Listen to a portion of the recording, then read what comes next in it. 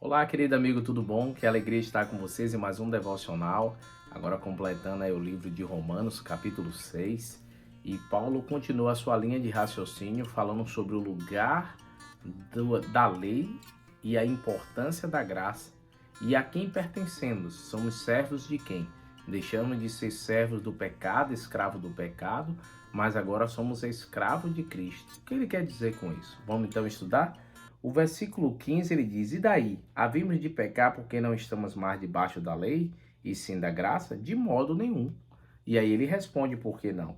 Não sabeis que daquele a quem vos ofereceis como servos para a obediência, deste mesmo a quem obedeceis sois servos, seja do pecado para a morte ou da obediência para a justiça? Mas a graça de Deus, porque outrora era escravo do pecado, contudo vieste a obedecer de coração a forma de doutrina que fostes entregues. Então, vamos lá onde Paulo queria dizer. Paulo diz o seguinte: vocês eram escravos do pecado.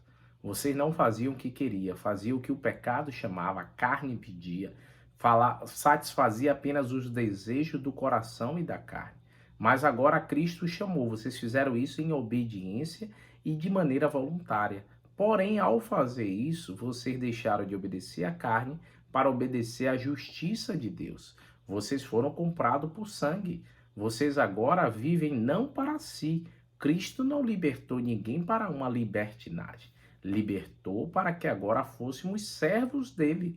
Então Cristo ele nos comprou com seu sangue. Não se esqueça disso. Uma das ilustrações mais bonitas, eu acho que Bulhão que conta essa história também, que disse que um garoto fez um carrinho de brinquedo, né, de madeira, e ele olhava para o carrinho e dizia assim: Carrinho, você é meu porque eu te fiz. E um dia ele brincando com esse carrinho acabou se distraindo e deixando à toa, e o carrinho sumiu. Quando ele foi na feira com a família no domingo, ele viu o carrinho sendo vendido, né, o carrinho dele. E ele disse: Olha, esse carrinho é meu porque fui eu que construí. E o rapaz disse: Você só leva daqui se você comprar. E aí ele disse: Não venda não que eu vou comprar. Trabalhou durante a semana. No domingo seguinte, ele retornou e conseguiu comprar o carrinho. E aí ele abraçava o carrinho e dizia: Carrinho, você é meu duas vezes. Uma porque eu te fiz e outra porque eu lhe comprei. Assim foi Cristo conosco. Cristo, ele estava lá na criação, quando disse que Deus soprou na narina do homem e ele tornou-se a ser alma vivente. Ali estava falando sobre Cristo. Ele colocou a sua mão na criação. Porém, devido ao pecado e à escolha humana, fomos desobedientes, satisfazendo assim a vontade humana. Adão escolheu comer do fruto e agora, ao satisfazer a carne, recebeu a penalidade do pecado. Qual foi a penalidade? A primeira, a morte terrena, mas sobre o ser humano também estava fadado a morte eterna. E agora Cristo ali já havia sido feito antes mesmo do homem pecar, o plano da redenção, no qual Cristo se ofereceu. E desde ali o primeiro sacrifício para cobrir o homem com pele foi feito sempre derramamento de sangue. Foi esse o erro de Caim, que não aceitou fazer o sacrifício, queria oferecer frutas como o trabalho de suas mãos, mas só que a salvação não é meritória, não é pelaquilo que a gente faz, mas unicamente pelo que Cristo fez. Então todo o simbolismo deveria apontar para Cristo, por isso que era o derramamento de sangue.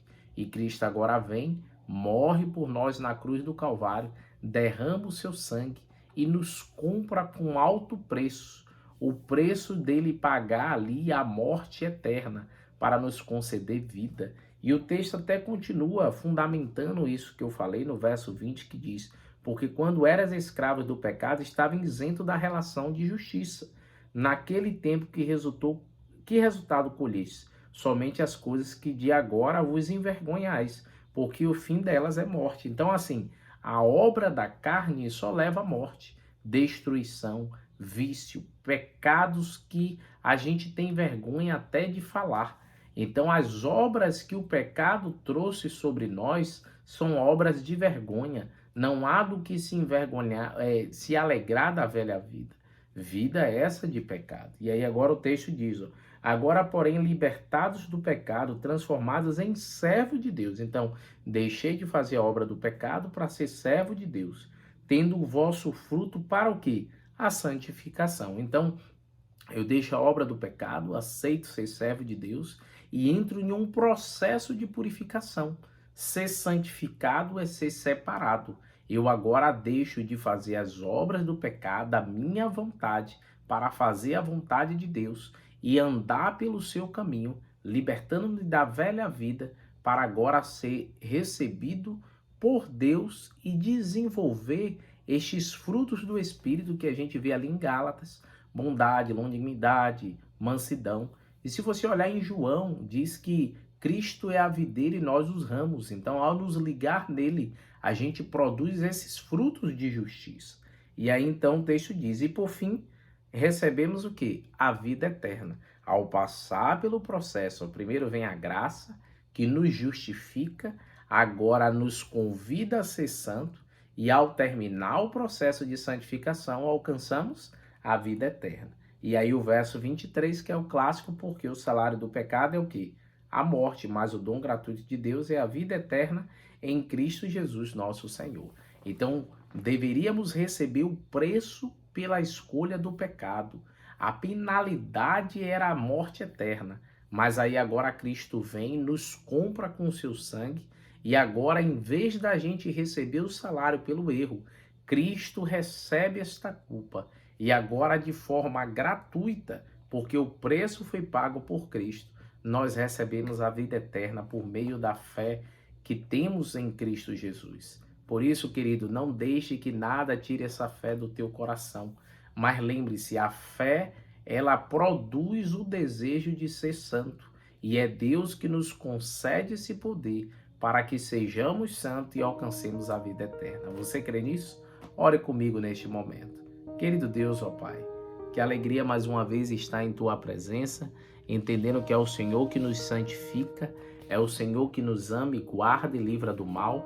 E queremos aqui pedir, Senhor, pela irmã Lúcia, pedir pelo seu filho Éder, que o Senhor cuide dele, animando-o na fé, mas também a irmã tem outros filhos, então pedimos também pelo Mateus, que o Senhor cuide dele, que o Senhor cuide também da Erlen, que o Senhor também, ó Pai, continue a cuidar do Paulo Ronaldo ali de Cametá, cuide também do meu primo Marcelo, que é envolvido no canal, a minha mãe, que está sempre presente, curando ela, Senhor, dessa gastrite e outros problemas que ela tem de saúde.